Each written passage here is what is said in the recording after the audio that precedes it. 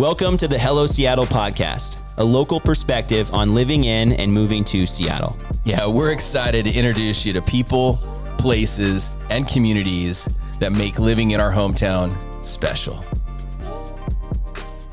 Hello, Seattle. I'm your host, Zach McDonald. Hey, and I'm your host, Dan Keller.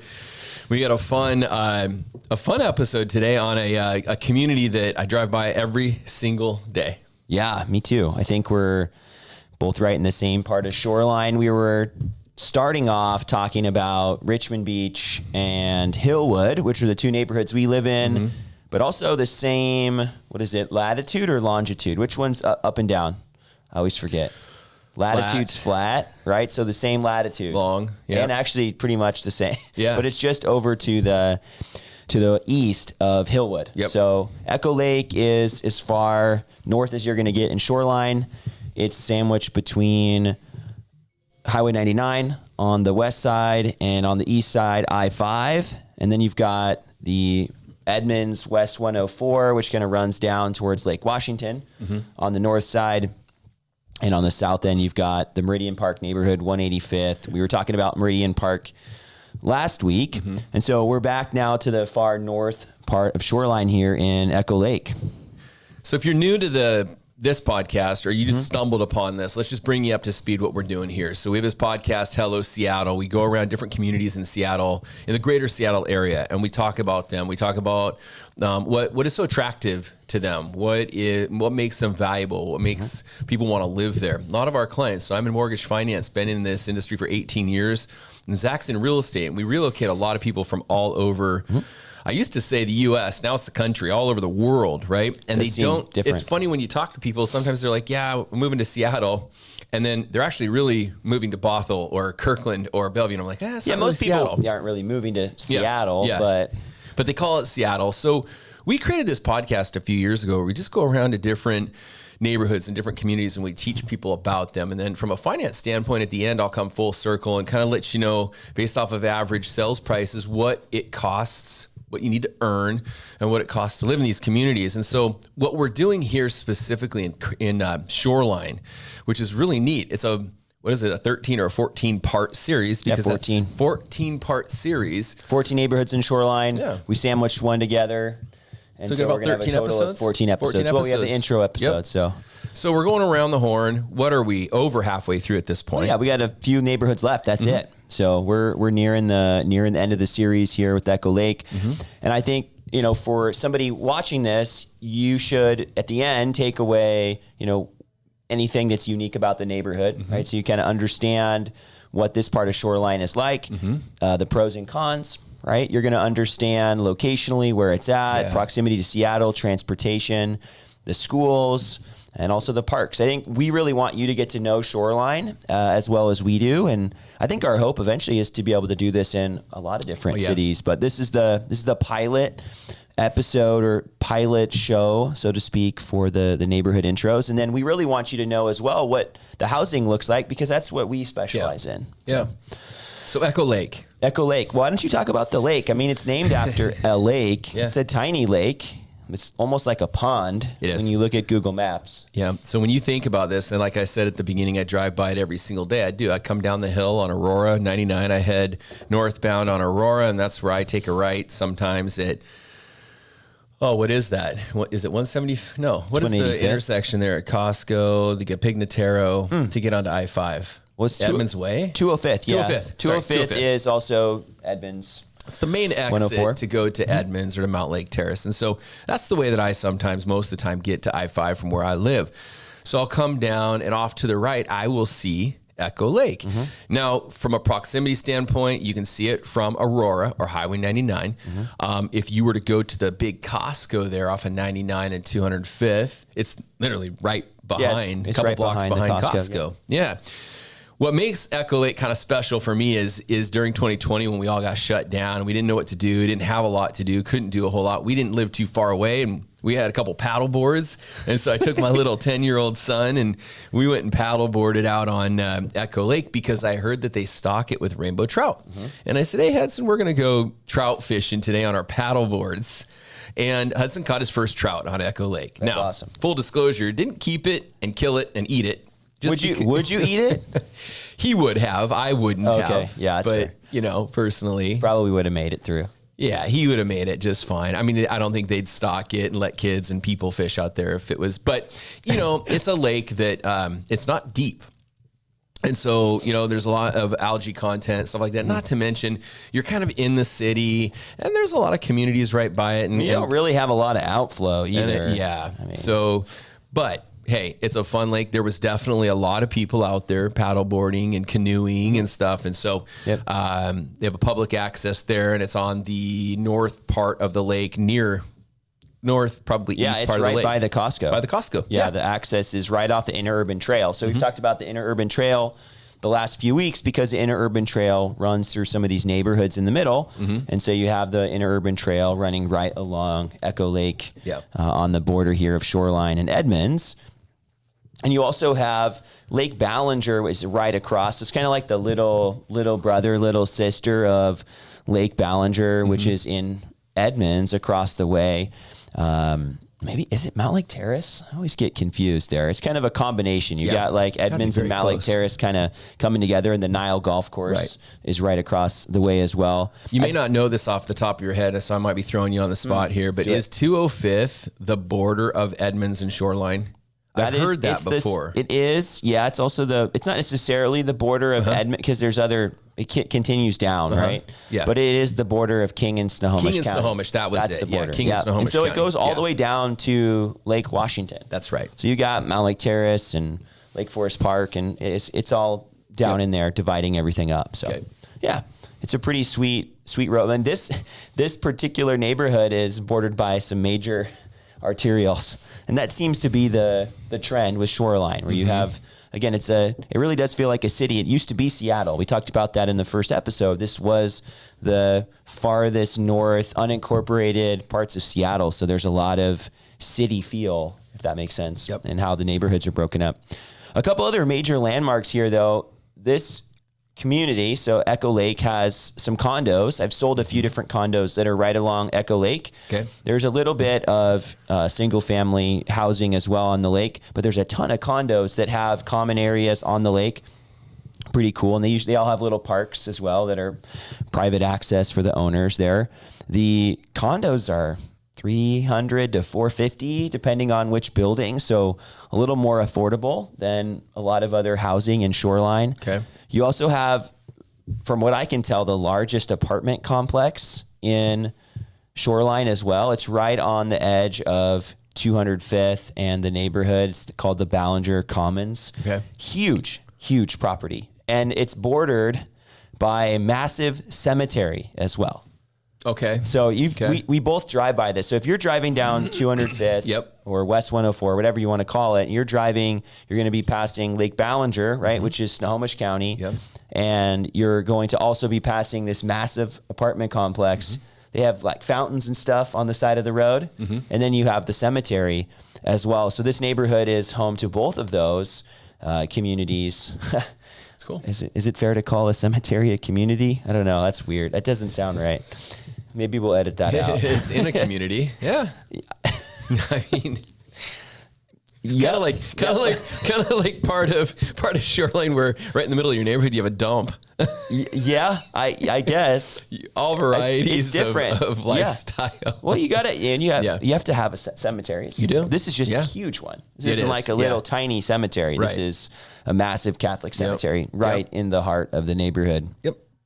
The other really cool part about this neighborhood, a special thing for me, the Spartan Rec Center. This used to be Shoreline High School back in the day. Oh, wow. And it's now been the community center. There's been talk about redoing that, but super big place for different athletics. Okay. You've got sport courts, you've got tennis, pickleball, everything's about pickleball these days. You've got the field, so they redid the field, and so Shorecrest and Shorewood will play at this field for their football games, soccer games, all that stuff. And then there's a basketball gym that I've played twice a week at for a really long time. Cool. So Shoreline Rec Center, I love it. Our football team in high school also played there for an entire year because our field was getting redone, so we played So that was interesting. We were Yeah. Kings, Shorewood, and Shorecrest were all using the same football field. Awesome. So we got some really weird game times, as I recall. Yeah. And we also didn't get to practice there. So we had to practice. We were practicing on like a muddy grass field that, wasn't actually a football. It was also, we were 0-10. So I don't think it really mattered, but maybe that's why we were 0-10. Yeah. I don't know. I like to think. Yeah. That's awesome. I like to think that it had something to do with that. But I think, this neighborhood's a little different. You don't have the same amount of parks as some of the other neighborhoods. I wouldn't say Echo Lake is a super trafficked park. Some of the neighborhoods that we've talked about recently have parks, and there's parks close by, but this neighborhood is not really known for its parks. You do, as you talked about, have the Home Depot. Right. You have the Costco, lots of businesses right in the neighborhood on the far north side. And then we haven't talked about Sky Nursery yet. Right.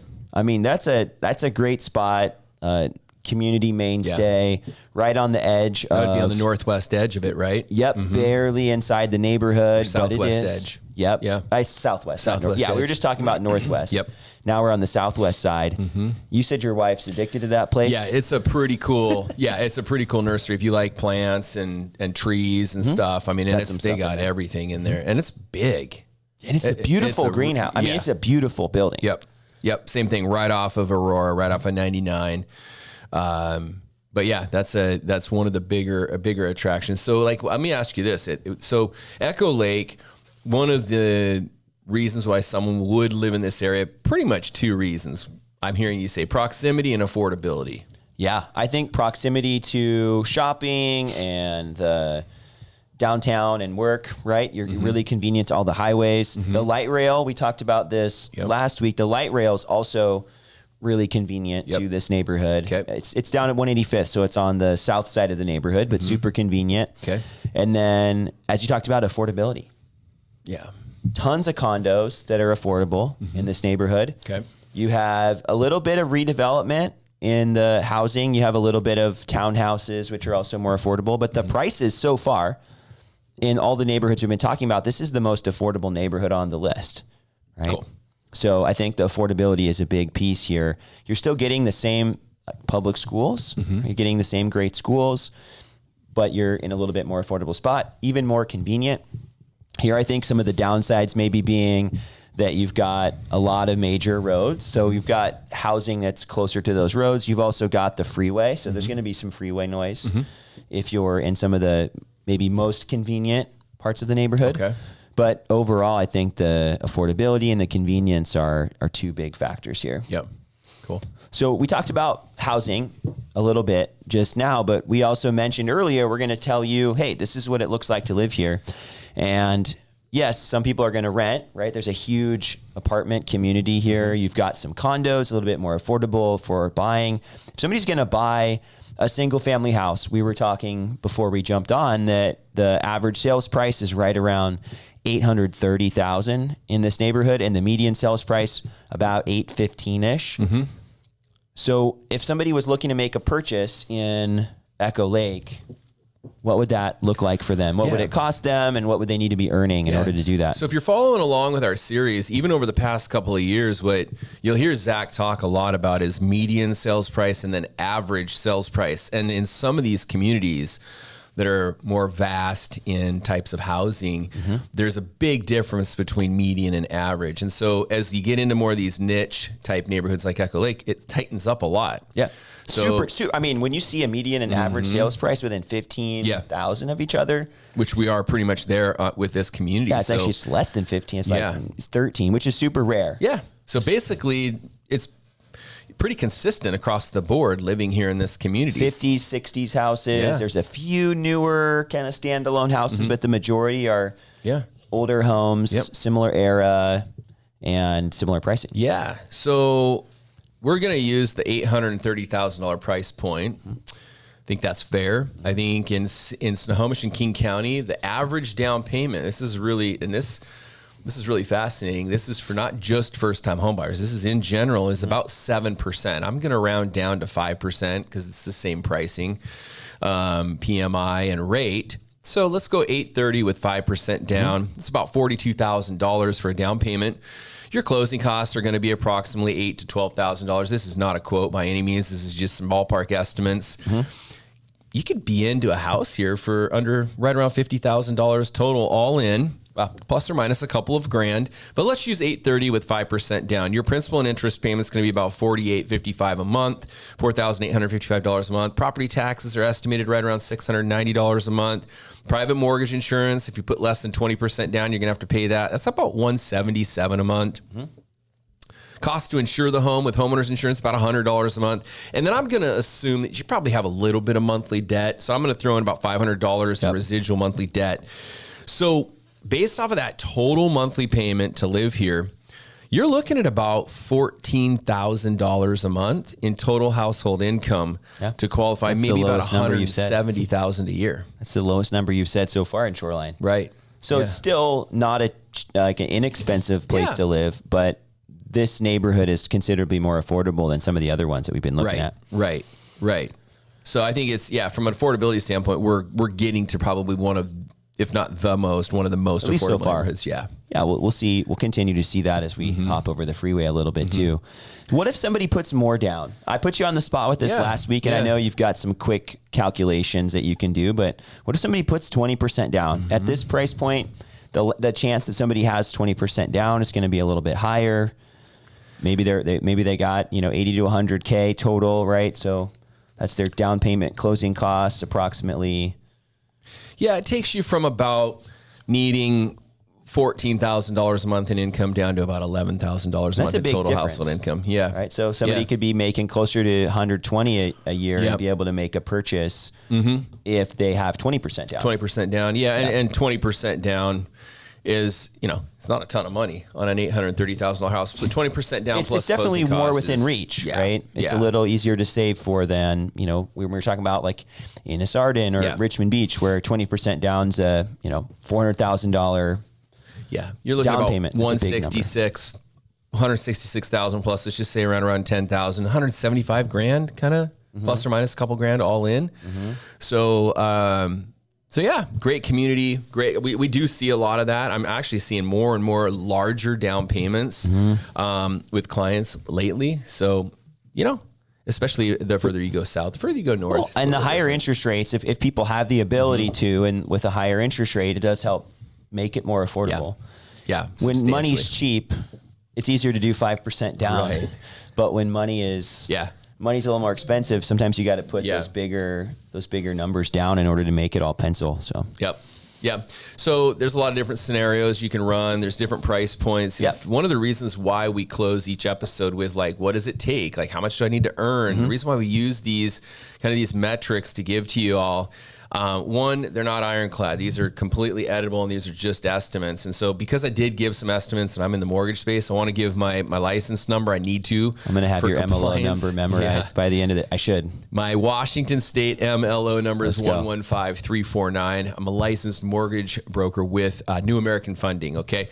But if you have any questions on this, or you'd like maybe some updated numbers or some updated estimates on what would it take if we put X down or bought at this price point, and you'd like me to reverse engineer to see if your income range is in that price point, happy to do that. That's why we have this episode. 1, to financially educate people, and then 2, to educate you on these communities that we live in, that Zach sells homes in, that I finance homes in. Yeah, let's go. So I think really quick, wrap it all up. Echo Lake is about as far north as you're going to get in Shoreline. Super convenient to the highways and transportation. Way more affordable than other parts of Shoreline. You could even say half the price of some of the neighborhoods that we talked about earlier on. Still great schools, great location. If you guys have questions about Shoreline, whether it's the Echo Lake neighborhood or any of the other neighborhoods in the area, we'd love to be a resource for you, like Dan said. And we will continue with this series next week when we jump over to the North City neighborhood in Shoreline. Nice. It's going to be fun. It'll be fun. We'll see you guys next week. Bye, Shoreline.